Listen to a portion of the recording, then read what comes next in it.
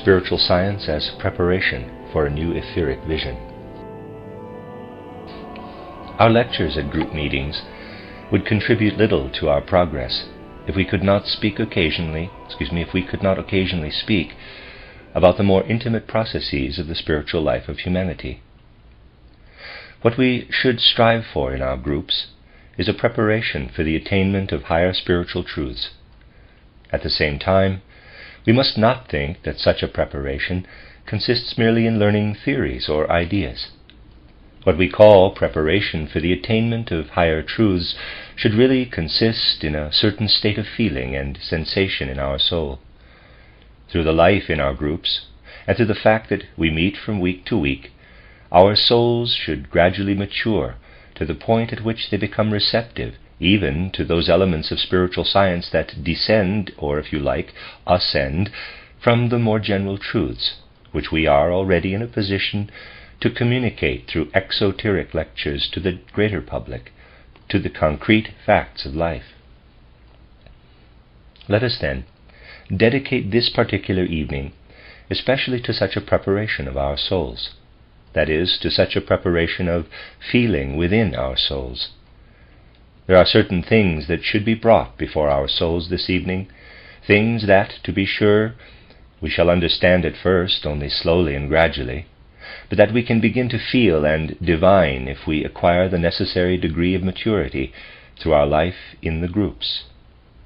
It must be taken for granted in this case that such truths will be received with corresponding delicacy, that they will be received as a priceless treasure of soul, not as something we believe we can readily place before an unprepared audience. We shall gradually ascend in our considerations from the known to the unknown. A question intrudes even upon the mind of one familiar with the elements of an anthroposophical world conception. Is there any sense or purpose in the fact that the human soul appears again and again in successive incarnations or embodiments on earth? One may accept the abstract truth of reincarnation, yet such an abstract truth basically can help us little in life. Truths acquire a significance in our lives only when they can be transformed, recast in our souls into warmth of feeling, into the light that shines forth within us in such a way that it leads us onward along the path of life. For this reason, the abstract truth of reincarnation acquires significance for us only when we are able to know something more precise and intimate concerning the sense and significance of the successive incarnations of human beings. This will be one of the questions with which we shall occupy ourselves today. The other question is, what particular significance is contained for us in the fact that we are in a position, during our present incarnation, to absorb anthroposophy into our souls, to bind anthroposophical truths with our innermost life? We shall see that today these two things will unite harmoniously. You have often heard that two successive incarnations of a human being do not succeed each other in an arbitrary way, but that when a human being has passed through death and out of one earthly life he returns to a new earthly life, only when it affords him the opportunity to learn something new about the earth and to unite this with his soul life. This can be understood, of course, only by one who does not limit his study of the evolution of the earth to a period extending over a few centuries or millennia. Only one who surveys the whole evolution of the earth is in a position to comprehend things in the right way. Regarding outer physical conditions, we shall learn to comprehend, even if we limit ourselves to outer sources, that the very countenance of the earth has changed during the course of relatively short periods of time. If, for instance, you read the description of the regions in which we are now living, to see how they must have looked at the time when Christ was walking about on earth, you will find the entire countenance of this region has changed during the course of relatively few centuries.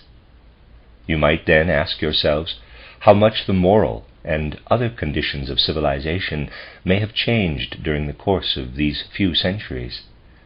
Try for a moment to call before your soul what a child used to learn at the beginning of our era, and what a modern child learns today. Try to imagine all this, and then recall from what you have learned through anthroposophical teachings that we are able to look back to a remote past when the countenance of the earth presented an entirely different appearance. Then, for the most part, continents that exist today did not yet exist, but there was an immense, extensive continent in the place occupied today by the Atlantic Ocean. Think of all that must have taken place throughout the course of long periods of time in order to change in this way the countenance of the earth to what it is today. If you call all this before your soul, you must say to yourselves that there is the possibility for souls to experience something new from each existence on earth, always to receive new fruits, and then to unite these fruits with their own lives in order to pass through a spiritual life between death and a new birth. When the conditions have changed so that something new can be learned, and it is worthwhile to descend again to earth, these souls actually come again in a new incarnation. It is not merely a play of forces and beings active behind phenomena that brings man down again and again into new incarnations. It is a case, rather, of every incarnation contributing a new force and faculty as a new member within the divine plan representing the totality of human life. Only when we survey life in this way does the law of repeated lives on earth acquire true meaning. At the same time, we must also ask ourselves if it is not possible to miss some opportunity. Is it not possible that there is something that depends upon whether or not we make the most of any one incarnation or embodiment in the right way? If we could simply be sure that we would have a repetition of our present life in the next incarnation, many people could argue, quote, "I have plenty of time because I shall live many more times," unquote. If one considers the most important facts of life, however, and knows that what the earth can give us during a definite period of time cannot be experienced again during another period, one will realize that it is indeed possible to miss opportunities. One can then acquire an inner sense of obligation and responsibility to make use of each incarnation, each earthly embodiment, in the right way. We shall come to see more exactly how we can make use of these incarnations if we now take a small glance backward with the help of what spiritual investigation offers us. I shall now speak to you about certain facts that are already familiar to you, but I shall then extend them to include something that is unknown to most of you who are sitting here. What you already know is the fact that during our earlier incarnations, our souls possessed entirely different faculties from those they possess today. Those faculties by which modern humanity lives and works did not always exist. If we ask ourselves what is especially active in the human soul today, we must answer by saying that it is the capacity to receive through the senses in an exact way the outer facts of the world.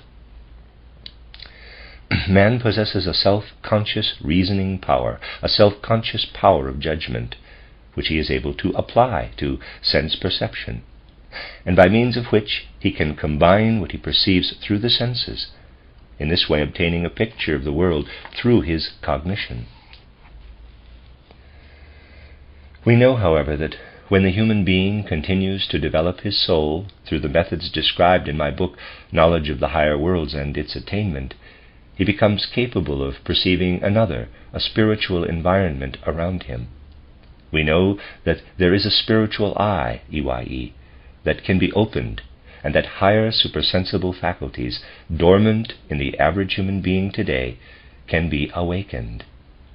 We know that there was a time when every human being could perceive the spiritual world, but we know also that the time will come when the spiritual world will again be able to stream into our souls, just as light and color stream into the eyes of a blind man who has been operated on and had his sight restored. This light and color already existed in his environment, but could not stream into him because the organs capable of admitting them were not yet opened. We thus have today a humanity that can look into the spiritual world only through an abnormal development or by following special methods. The normal state for modern man is to be able to perceive the things of the world through his outer senses and to combine his perceptions through his reason or intellect, which are connected with the physical brain. Humanity has not always been the same as it is today, however. We may look back to a remote period in human evolution and find, if we have opened the clairvoyant eye to the records we call the Akashic Chronicle, that the normal faculties of the human soul were entirely different at that time. In ancient times, all human beings had a kind of clairvoyance, not the kind that one may acquire today through the methods referred to above, but a clairvoyance of an entirely different sort. We must describe it as a vague, dreamlike twilight clairvoyance. This clairvoyance existed especially under certain abnormal conditions. Even then it came by itself. It was not necessary to call it forth by unusual methods. We would have to go back to a very remote past, it is true, if we wished to find a humanity endowed with constant clairvoyance, but even then it was only during certain intermediary states, between sleeping and waking, that man always possessed a certain clairvoyance. The further back we go, the more we find this form of clairvoyance. You will remember that in tracing our way back through the various ages of civilization, we always come to particular epochs of human culture. We are now living in one period of civilization that was preceded by another that we designate as the Greco-Latin. This was preceded by another period, named after its leading nations, the Egyptian, Chaldean, Babylonian, Assyrian epoch. This was preceded by the one we designate as the ancient Persian. Still further back we come to what we call ancient India. This last is a civilization to which only the clairvoyant eye can look back. The period that produced the Vedas arose in much later times as a weak echo of that sublime wisdom that was given to the world by the 7 holy rishis during the earliest primeval Indian civilization. Now, if we go even further back than this, we find the great Atlantean catastrophe that so transformed the countenance of our earth through cataclysms of water and fire that the Atlantean continent gradually disappeared. In its place arose what today forms Africa and Europe on one side and America on the other. We might go still further back, in which case the ancient records of the Akashic Chronicle would show us that human beings dwelling upon this ancient Atlantean continent possessed entirely different faculties of soul from ours, faculties that would appear almost incredible to modern man because they were far too remote from anything he knows today. During all these different periods, our own souls already existed. They existed in different bodies, and each time they possessed different faculties. If we were able to look back, we should find that our souls were then endowed with a high degree of clairvoyant receptivity, especially during certain intermediary states between sleeping and waking. They were witnesses of a spiritual world. They were able to look into a spiritual world. You would find, if you could look back, that you yourselves at that time could see the facts and beings of the spiritual worlds. In those days there was no temptation, no possibility for human souls to deny the spiritual world, because they saw the spiritual world, because it was only during a few hours of the day that they turned toward the physical world. The objects of the outer physical world were not as yet arranged visibly in the same way as they were in later periods. Hence, when human beings were in the intermediary state, between sleeping and waking, they were surrounded by a world that they had to experience as spiritual, that filled them with the conviction that this was the world of man's origin. He descended from this world in order to acquire something in the physical world that he could not have acquired in the spiritual world above. What is it that man has been able to acquire in this outer world that he was not also able to have in the spiritual world? What this spiritual world lacked was the possibility of evolving self-consciousness, the possibility of saying capital I to oneself. This is what humanity lacked. The human being was outside his own self during the most important moments of his life, as in a state of being enraptured. And in this state he did not even know that he was an independent individuality, possessing an inner life of his own. He was given up entirely to the spiritual world. To learn to experience himself as an I was possible for man only here in the physical world. Only here could he attain a real consciousness of self. With this self-consciousness is inseparably connected what we call the power of judgment, our modern thinking and our modern faculty for perception. The human being was compelled, therefore, to sacrifice his former relationship with the spiritual world, his former dim clairvoyance, in order to acquire the possibility of distinguishing himself as an I from his surroundings, and through this coming to the I, capital, to self-consciousness. In the future, the human being will acquire again, in addition to his consciousness of self, this capacity to look clairvoyantly into the world of spirits. The portal of the spiritual world has been closed to him in order that man might become a self-conscious, inward spiritual being, in order that he might ascend to the consciousness of self, and be able thereby to enter the spiritual world again as an independent being. There was once, therefore, an ancient time in which man looked upon surroundings that were entirely different from those he knows today. What do we see today when we look out upon our physical surroundings? We see the world of minerals, plants, animals, and the physical shapes of our fellow human beings. This is what surrounds us. This is the world to which we first belong, the world that is opened to us between birth and death. Into that world from which stems this physical world and which lies beyond it, we can penetrate only through the gifts of clairvoyance. Clairvoyance, as we have said, is not one of the normal faculties of a human being of our day, although in those ancient times it was available under certain conditions to everyone. While in this clairvoyant state, the human being became familiar with the spiritual world. He perceived there the spiritual beings and spiritual facts about which we hear through spiritual science. They do actually exist, and cannot be looked upon as non-existent simply because the normal perception of our day cannot see them.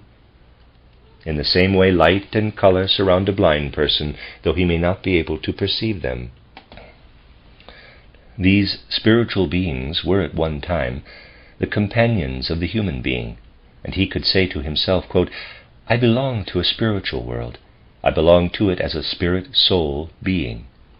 In the same way that my spirit-soul being lives in this world, so there are in it also such beings as I see about me during my clairvoyant states." Unquote. Man was a companion of spirit-soul beings during those distant ages of an ancient past. The insight into the world and knowledge that looked back into these conditions has always been able to distinguish clearly, even today, the various stages through which man has passed in the course of different periods of time. First, there was the stage when he was still entirely within the spiritual world, when he scarcely descended with consciousness into the physical, sensible world, but felt himself as belonging entirely to the spiritual world, so that he drew all his forces from this spiritual world. spiritual knowledge distinguished this stage from those following it, during which this force gradually disappeared, and in its stead there arose first the capacity to perceive sharply outlined objects in the outside world, then the elaboration of these impressions through logical thought and judgment, and at the same time the definition of the capital I of self-consciousness.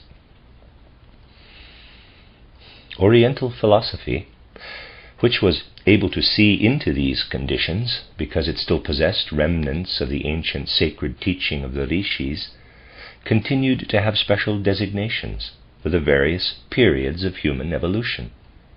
For the most ancient times of all, for those clairvoyant periods of human evolution when this clairvoyance ascended into the highest regions of the spiritual world, to beings that we must picture to ourselves as the highest of those connected with our world, the designation Krita Yuga was used. Krita is spelled Krita and Yuga Yuga.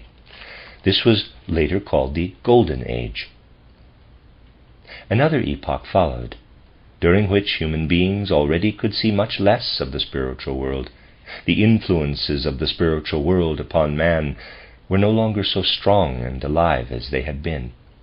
This period was originally called Treta Yuga. Treta is spelled Treta. Later on, the Silver Age. During this epoch, human beings living between birth and death obtained their certainty of the spiritual world in yet another way.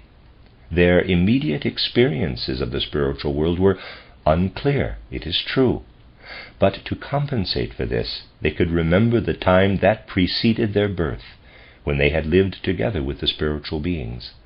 This period, therefore, was one in which the human being was still as certain of the existence of the spiritual world as is the case today when he has grown old and cannot deny that he has passed through his youth.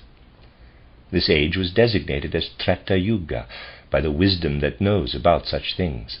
Later on it was replaced by the less clear expression Silver Age. All of these ancient expressions have at the same time their deep significance, and it is really childish when modern science explains them in the way it does, since it has not the faintest idea of the realities from which these designations flow. This Silver Age was followed by an age in which there still existed a clear knowledge, a kind of true knowledge of the spiritual world. Yet by that time the human being had already descended sufficiently deeply into the physical, sensible world to be able to choose between the two worlds and to have his own convictions concerning them. The old clairvoyance became darker and darker during this third age, the Iron Age, or Dvapara Yuga. Dvapara spelled Dvapara. Nevertheless, it still existed to a certain extent in a twilight state, and the human being could, as a result of his own conviction, connect himself more or less with the spiritual world. He had formerly experienced this spiritual world, and this he still knew during the Iron Age. Then came the age we designate with an Oriental expression, Kali Yuga, the Dark Age. This was the age during which the portal of the spiritual world gradually closed completely to the faculties of the human soul. Through the fact that human beings had to depend increasingly upon their perceptions in the physical sensible world, they were also able to cultivate within this world their feeling of self, their feeling for the capital I, their I consciousness. This age began at a comparatively late date, about 3100 BC, and it continued into our own times. It is our purpose to study this today in such a way that we can distinguish these different ages, so that we may understand our most important tasks in this present incarnation. We must go back as far as the Atlantean time if we wish to trace the beginnings of Krita Yuga. Treta Yuga, however, still partly coincides with the time of the holy rishis, that is, with the Indian civilization, but in part also with the ancient Persian civilization. Dvapara Yuga coincides in turn with later epochs of civilization, that is, with the Egyptian, Chaldean, Babylonian, Assyrian times, and a certain degree of ancient dim clairvoyance still existed in those days. The moment in time in which the portals of the spiritual world began slowly and gradually to close, so that humanity had to limit itself to the physical plane, began with the year 3101 before Christ Jesus walked on earth. Thus we see an age beginning about 3,000 years before the Christ event, an age that has gradually made us into what we are today. When we know that it is during this age that the most important deed in the whole evolution of the earth took place, the deed of Christ, we can then appreciate the full significance of this deed. What then were human beings like in this age of Kali Yuga as Christ descended to the earth? They had already been for more than 3,000 years in an evolution that had limited them to the physical world. It had limited them between birth and death to absorb only what could be offered to them in this physical world, what appeared to them in this physical world. Had this evolution continued, man's eye consciousness would have grown ever stronger, to be sure, but solely in an egotistical direction. Man would have become an indulgent being, a being full of desires. He would have enclosed everything coolly within his eye. Had something else not occurred, he would have lost completely the consciousness that there is a spiritual world. What was it that occurred just at that time? The whole significance of what occurred arises before our souls when we once understand that there are times of transition in the evolution of the earth. Many persons who merely speculate or who merely indulge in an abstract philosophy or in the cultivation of any sort of ideology call every age a time of transition. Indeed, one may find that almost every period, as far back as one can go, with the help of the printing press, and how much has been printed, has been called a time of transition. One who stands upon the foundations of spiritual science will not be so free with the use of this word, because only those times can be called periods of transition, in which something takes place that is really more essential and decisive than what takes place in other ages. There is a statement that has been taken for granted by official science, but that anthroposophists should learn to realize is without meaning. Quote, "Nature makes no leaps," unquote. This sounds objective, yet it is senseless, because nature continually makes leaps. If you follow the development of a plant, you find that there is a leap whenever something new appears in the course of its development. A leap takes place from the regular leaf formation to the blossom, from the calyx to the petals, from the petals to the stamen, and so on. After nature has developed gradually for some time, it makes further leaps. Indeed, all existence makes leaps. Therein lies the essential nature of evolution, that crises and leaps take place. It is one of those commonplaces resulting from the terrible laziness of human thinking, when human beings say that, quote, "Nature makes no leaps," unquote. In reality, it makes many leaps. Spiritual life especially proceeds in leaps. Great and significant leaps take place in the course of spiritual development. Life then moves gradually forward until significant spiritual leaps again take place. One such tremendous leap in the life of humanity, one that was important not only for those who were with Christ, took place at the time when he walked on earth. In this sense, we may call the age when Christ lived and taught in Palestine an age of transition.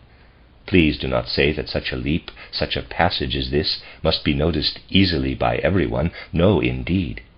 The most essential events occurring in an age may remain completely concealed from the eyes of those who are alive, and they may pass people by completely unnoticed.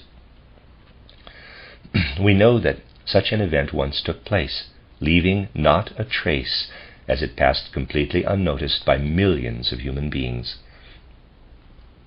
We know that the important Roman writer Tacitus, in a passage in one of his works, described the Christians as a secret and unknown sect. And we also know that 100 years after Christianity had spread over the southern regions of Europe, strange tales were related in Rome concerning it. There were thus many circles in Rome at that time that knew nothing about Christianity, except that it was a disturbing sect that existed in some remote back street and was led by a certain Jesus who incited people to all kinds of misdeeds. This was one of the versions that circulated in Rome even a century after Christianity was already in existence. It shows us how the most significant of all events, not only for that time but also for the whole of human evolution, passed without a trace, unnoticed by a vast number of human beings. We must be able to picture the fact that while human beings are noticing nothing, absolutely nothing, the most important and significant event may be taking place. When people say, therefore, that we are living in a time when nothing essential, nothing important is taking place, it does not prove that they are right. It is indeed a fact that today we are living again in an age of transition, in which the most important spiritual events are taking place unknown to large numbers of our contemporaries, yet going on nevertheless. It is this fact that we should make clear to ourselves. We can indeed speak of ages of transition, but we should not use these words too freely. What was the essential characteristic of that age of transition in which Christ Jesus appeared? It is expressed in those significant words that one must only learn to understand in the right way. It was expressed in the prophecy of John the Baptist, quoted later by Christ, quote, "Change the disposition of your souls. The kingdoms of heaven are at hand," unquote. A whole world is contained in this saying, and it is precisely this same world that is so intimately connected with the most important events that was consummated at that time for the evolution of humanity as a whole. Through the natural evolution during Kali Yuga, human beings had gradually attained power of judgment and I consciousness. But they had become incapable of acquiring again out of this I consciousness and through their own powers the connection with the spiritual world. John the Baptist said, quote, "The time has come when your eye must be so trained that this eye can penetrate completely into the depths of your soul, that it can find within itself the bond with the kingdoms of heaven," unquote. For the human being, normally, is no longer able to ascend outside of himself in the clairvoyant state into a spiritual world. The kingdoms of heaven had to descend as far as the physical world.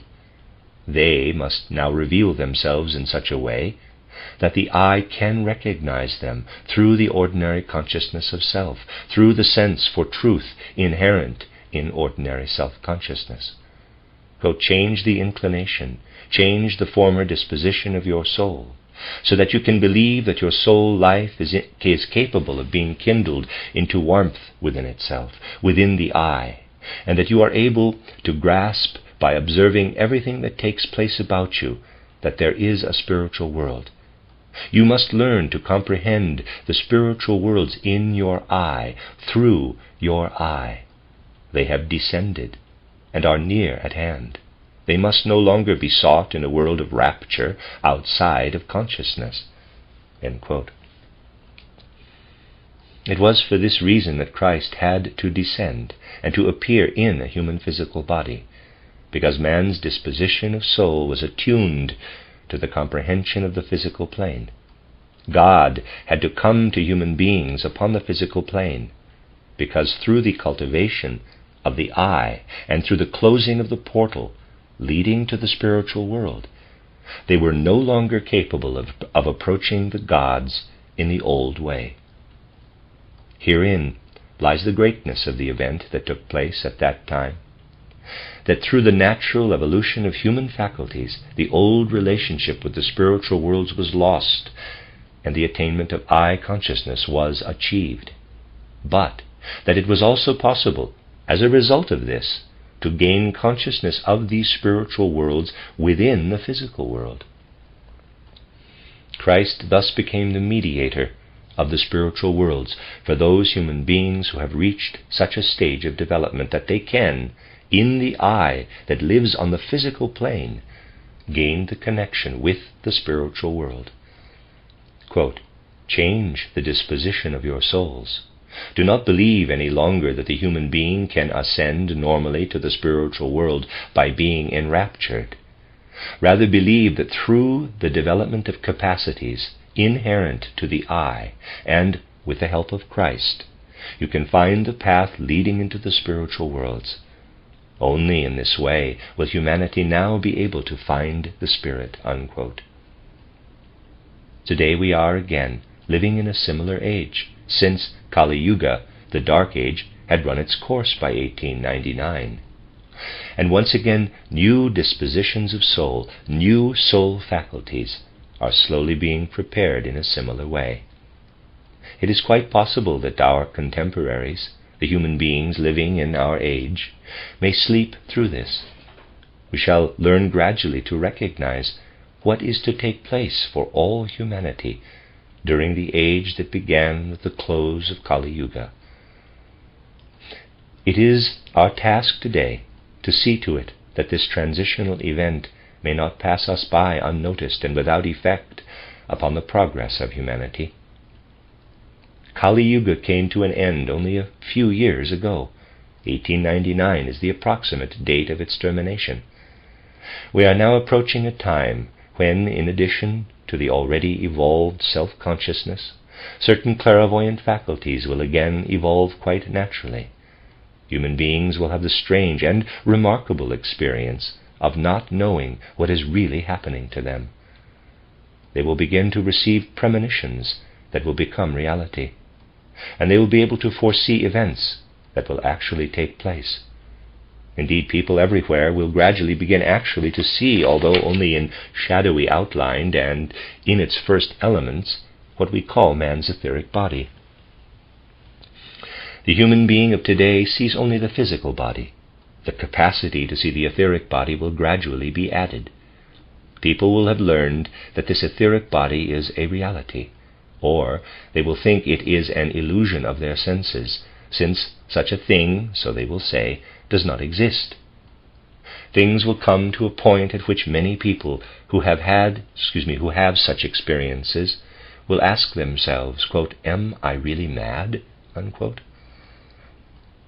Although it will be only a small number of people who will develop these faculties during the next few decades, spiritual science is something that will spread, because the responsibility one feels is for something that in reality is taking place. It must take place in accordance with the natural course of events. Why do we teach spiritual science? Because phenomena will appear in the near future that only spiritual science will be able to grasp, and that will remain misunderstood if spiritual science is not there. These faculties will develop relatively quickly in the case of a small number of human beings. It is quite true, to be sure, that through an esoteric training man may ascend even today far beyond what is preparing itself on a small scale for humanity. At the same time, that to which man can ascend in our day by his own efforts through appropriate training is already being slightly prepared in small beginnings for all of humanity. It is something about which it will be necessary to speak, whether one understands it or not, during the years 1930 to 1940. Only a few decades separate us from that moment in time when such phenomena will have begun to be more frequent. By that time, however, something else will also take place for those human beings who will have acquired these faculties. For them, the proof will be yielded of one of the most powerful sayings contained in the New Testament, and it will deeply move their souls. In these souls will arise the words, quote, "Lo, I am with you always, even unto the end of the world." Unquote. That is to say, If we translate it correctly, quote, even unto the end of the earth eons, unquote. This expression says to us that Christianity is not merely what books once described it to be, or what was learned in recent times. These words tell us that Christianity is not merely what is embraced today in the form of this or that dogma, but that it is something living, which contains within it the vision and experience of revelations, something that will unfold with ever-increasing strength. We stand today only at the beginning of the working of Christianity, and anyone who has really united himself with Christ knows that ever new revelations will spring forth from it. He knows that Christianity is not giving way, but that it is growing and becoming, that it is something living, not dead. One who undertakes spiritual development today can even begin already to experience the truth of this expression, quote, lo, I am with you always, even unto the end of the ages of the earth, unquote. He is with us and hovers about the earth in spirit form. Previous to the event of Golgotha, the clairvoyant was unable to find Christ in the atmosphere of the earth. Only after the event of Golgotha did Christ become visible in the atmosphere of the earth, because it is since that time that he has been present there. One who was experienced in clairvoyance during pre-Christian times knew that the time would come in which this would occur. He knew that it was not yet possible to find in the astral sphere of our earth what one calls the Christ. But the time will come when the clairvoyant eye, EYE, will be opened and will be able to see Christ in the earthly sphere. He knew that a great change would take place regarding earthly clairvoyance. Yet he was not sufficiently advanced to be convinced by the events in Palestine that these events had already taken place. No physical events could convince him that Christ had already descended to the earth. One thing alone could convince him: when he saw Christ clairvoyantly in the atmosphere of the earth. Through this he became convinced that the descent of Christ to the earth, which was expected in the mysteries, had actually been consummated.